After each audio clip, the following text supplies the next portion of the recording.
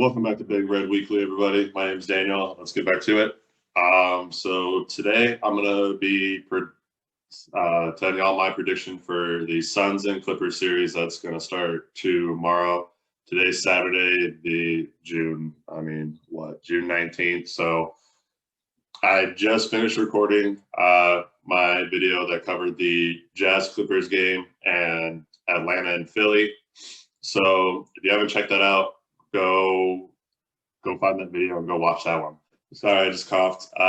Back to this. So like I was trying to say, Suns and Clippers series. So I mean, obviously you can see my bias already of who my team is, and I said that in my last video too that I'm a Suns fan too. So I'm obviously going for the Suns in the series, but let's go over what might happen. So the Clippers are obviously going to be not going to have any rest really going into this series. They're pretty much playing as if this Sunday was going to be Game 7 versus the Jazz, but instead now it's going to be Game 1 versus the Suns. So the advantage that the Clippers at least have going into this series is that they're hot. They finished the Jazz series, shooting the ball really well. So they're carrying a lot of momentum going into the Suns series. The advantage that the Suns have right now is at least they were able to rest for 5-6 days, whatever it's been since they finished, since they swept the Nuggets. I think it's been close. I think it's probably more like 4 or 5 days rather than 6. But so at least the Suns have been able to rest.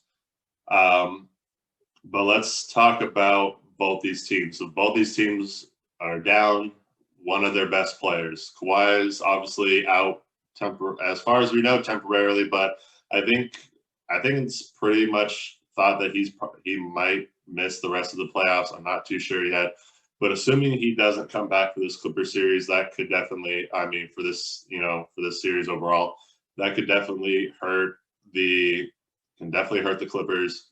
Now, what helps the Clippers is obviously this past game against the Jazz. Terrence Mann had a big game. Reggie Jackson had a great game. Patrick Beverly hit like 2 or 3 threes to end the game, so he's probably feeling himself now. So this Clippers team has a lot of confidence. So the Suns have to treat this just like they have been with the Lakers, with the Nuggets. They got to come out hard, set the tone, and everything like that. Suns have home court advantage, so they're going to be playing their first 2 games in Phoenix. So I'm assuming, just by the way that the last 2 series have gone, that we could see the Clippers down 0-2 to start the series. Now, obviously, with CP3 being gone from the Suns, that definitely hurts the offense. Now, CP3's might not miss the entire series, but we'll have to kind of see how he does with his COVID. He's supposed to have been vaccinated, so I'm not too sure how that's going to end up going. But hopefully, he doesn't miss the entire series. I'm hoping that he really only misses games 1 and 2, really at most. If he misses 3, that could really, do the Suns in. But let's stop getting out of hypotheticals. I guess this whole video is a hypothetical. But let's continue on. So, obviously, with the Utah Jazz series, you saw the Clippers really take advantage of Rudy Gobert.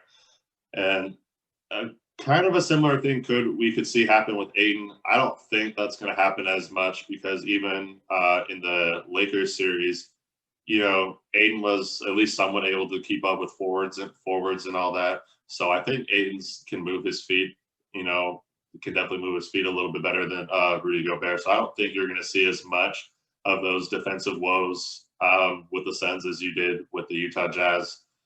But you never know. The Clippers could definitely try and experiment and see, how Ayton performs on the pick and rolls and everything like that, and really just all those switches. Booker didn't have the best of series versus Denver, but he didn't need to. They had Aaron Gordon on Booker for most of that series, and he played Booker very well, just made it tough. Whenever Booker caught the ball, he was right there. And I think you'll see a lot of similar things happen in this series because the Clippers, they got all these guys that can really just stick on Booker. I mean, you got Beverly, you got PG, you got Morris. You know, we can see how Terrence Mann plays them on defense. But you have a lot of these different options that you can throw out Booker. And so because of that, obviously for the Suns, you need these. I have my notes right here, by the way. So if I keep looking this way, it's because that's where my notes are for this video. Because it just helps me think and helps me be able to progress through everything.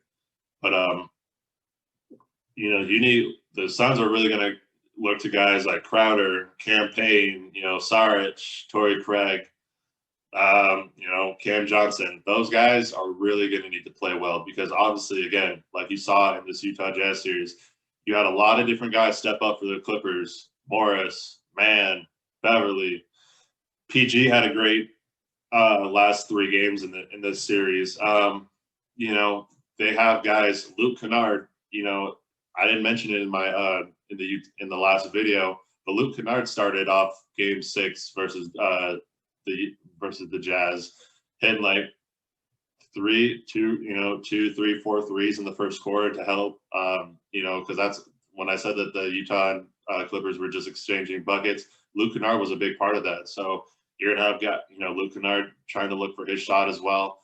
You know, had a lot of guys really prove themselves in this past series. So the Suns have to be ready. Those guys are gonna have to be, you know, ready to step up because they're gonna be focusing on Booker, and that's gonna be where their main concern is, especially if Chris Paul's not playing. So if those guys step up, you know, I have this series going to 6 or 7 games. Especially if CP3 plays for most of the series. I think this series is definitely going 7. But with that being said, obviously I have Suns and we'll say 7. I have Suns in 7. So we'll see what happens with this series. I'm excited. I will definitely be making my a video, you know, covering that game 1 tomorrow after it happens. So stay tuned for that.